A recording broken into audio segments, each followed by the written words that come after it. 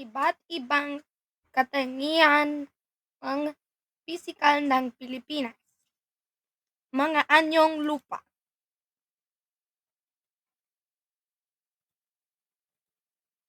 Zamboanga Peninsula, Tangway.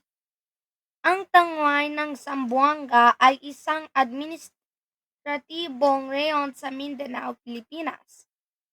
Binubuo ito ng mga lalawigan ng Zamboanga del Norte, Zamboanga Sibugay at Zamboanga del Sur, at mga lungsod ng Isabela at Zamboanga City. Ang reyon ay dating kilala bilang Kanlurang Mindanao.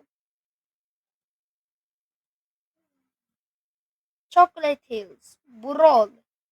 Ang Chocolate Hills ay isang geological formation sa lalawigan ng Bohol sa Pilipinas. Mayroong hindi bababa sa 1,260 burol at posibleng hanggang 1,776 na nakakalat sa isang lugar na higit sa 50 kilometro kwarto. Ang mga ito ay natatakpan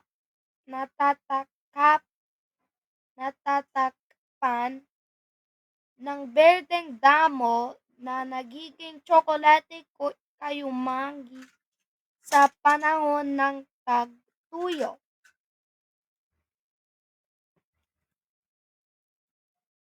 Mount Mayon, Bulkan. Ang Mount Mayon, kilala rin bilang ang Mount Mayon at Mayon Volcano, ay isang aktibong stratovolcano sa lalawigan ng Albay sa Bicol, Pilipinas. Isang sikat na tourist spot, kilala ito sa perfect cone nito dahil sa symmetrical na conical na hugis at itinuturing na sagrado sa mitologya ng Pilipinas.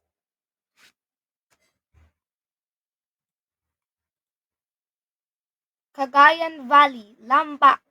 Ang Lambak ng Cagayan na itinalaga bilang Rehiyon 2 ay isang administratibong rehiyon sa Pilipinas. Matatagpuan sa hilagang silangan na bahagi ng Luzon. Ito ay binubuo ng 5 lalawigan ng Pilipinas: Batanes, Cagayan, Isabela, Nueva Ecija at Quirino. Mount Apo, bundok.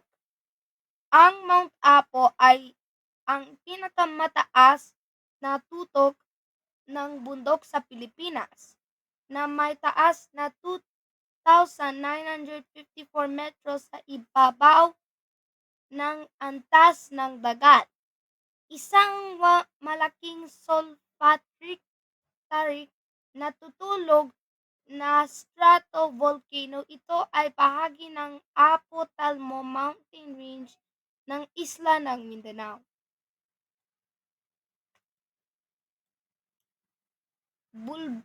Lubundukin, Sierra Madre.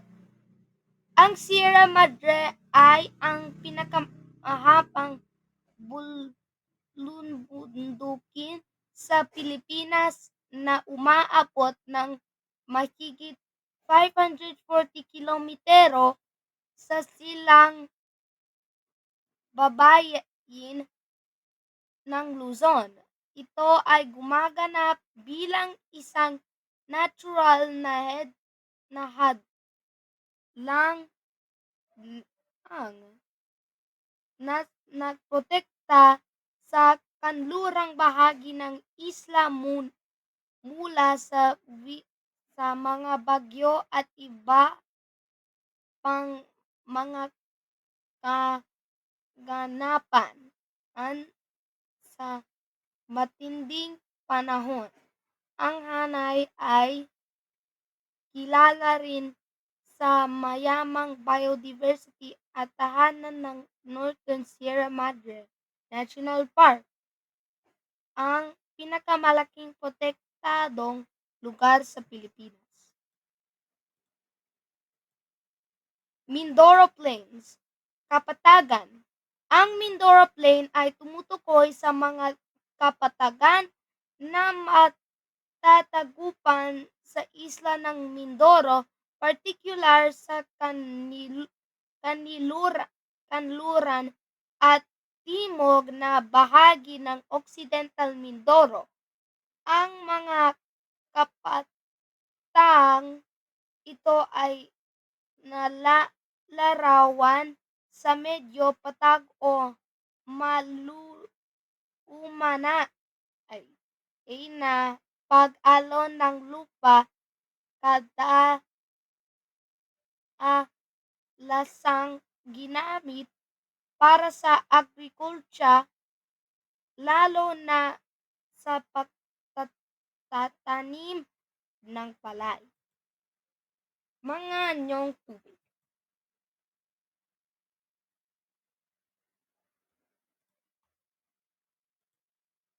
Tinago Falls, Talon.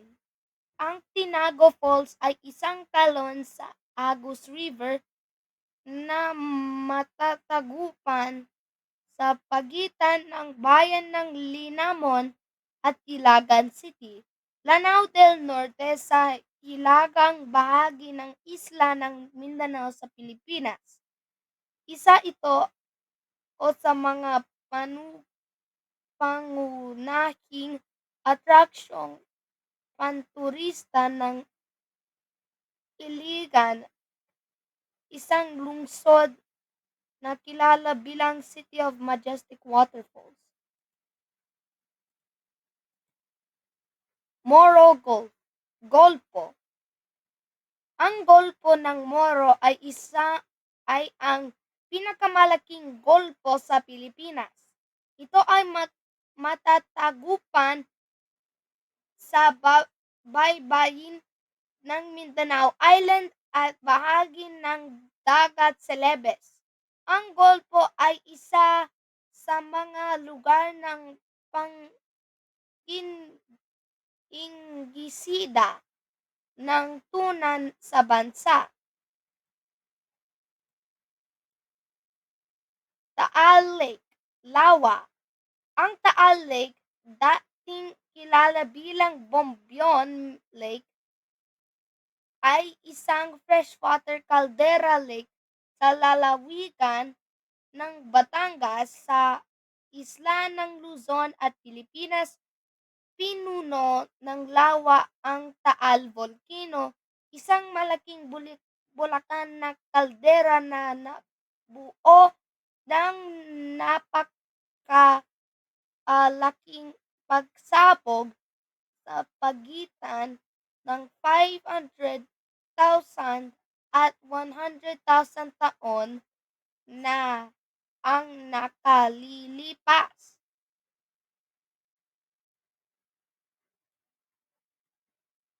Philippine Sea, dagat. Ang Philippine Sea ay isang mariginal na dagat ng kanlurang karagataang Pasipiko sa silangan ng Philippine Archipelago at ang pinakamalaking dagat sa mundo na sumasakop ng tinatayang ibabaw na 5 milyong kilometro kwardo. Ang Philippine Sea Plate ang bumubuo sa sahig ng dagat. Cagayan River, Ilog. Ang Ilog Cagayan, na kilala rin bilang Rio Grande de Cagayan, ay ang pinakamahaba at pinakamalaking ilog sa Pilipinas ayon sa dami ng discharge. Ito ay dumadaloy sa Cagayan Valley at hilagang silangan ng Luzon na nagmula sa Car- Caraballo Mountains at umaagos sa Babuyan Channel sa Apalii. Ayon sa Facebook at Wikipedia, ang basin nito ay mahalaga para sa agrikultura, partikular na ang produksyon ng bigas at sumusuporta sa maraming komunidad. EN